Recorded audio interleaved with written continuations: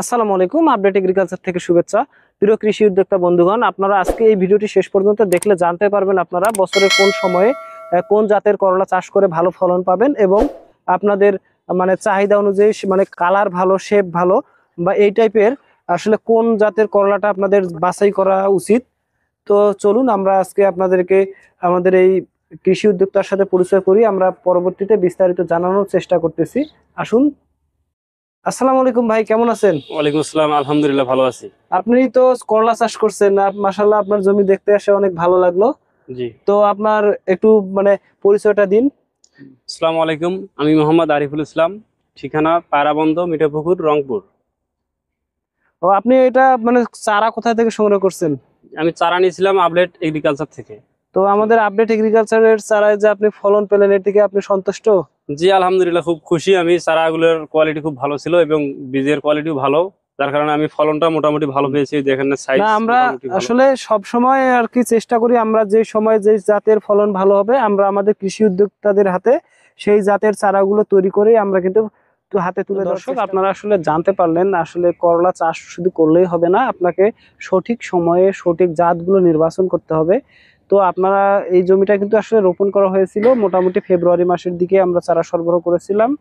ওই সময়টাতে আসলে জানুয়ারি থেকে মার্চ মাস পর্যন্ত আপনারা যদি করলা চারা রোপণ করেন, সেক্ষেত্রে আপনারা যাচাই মানে যে জাতগুলো বাছাই করবেন সেগুলো হলো নবাব, গ্লোরি, দুর্বার, এই টাইপের জাতগুলো, বা মুঘল করলাও কিন্তু সেই সময় খুবই ভালো হয়।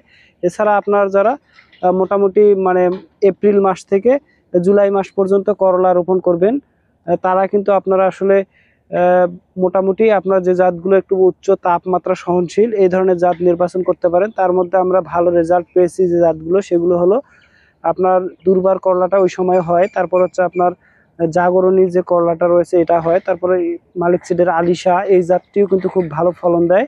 তবে আপনারা এই জাতগুলো এই সময় চাষ করবেন। মোটামুটি আপনারা আগস্ট পর্যন্ত কিন্তু এই তাপমাত্রা সহনশীল জাতগুলো করতে পারেন, চারা রোপণ করতে পারেন। এছাড়া আপনারা যদি এরপরে শীতকে টার্গেট করে করলা, ছোট জাতের করলাগুলো চাষ করতে চান, এক্ষেত্রে আপনারা মানে দেশীয় যে জাতগুলো রয়েছে উচ্চে করলা সেগুলো বাছাই করতে পারেন। এছাড়া দিবস নিরপেক্ষ যে জাতগুলো রয়েছে, যেমন লালতির সিডের মিঠু জাতের যে করলা রয়েছে, এই টাইপের করলাগুলো কিন্তু আপনারা শীতকালেও বা তীব্র শীতের সময় চাষ করতে পারেন।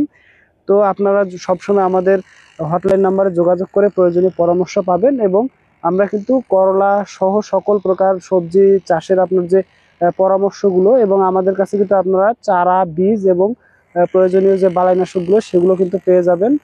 তো আপনারা সবসময় আপডেট এগ্রিকালচার ইউটিউব চ্যানেলটির সাথেই থাকুন, আমাদের চ্যানেলটি সাবস্ক্রাইব করে পাশেই থাকুন। ধন্যবাদ।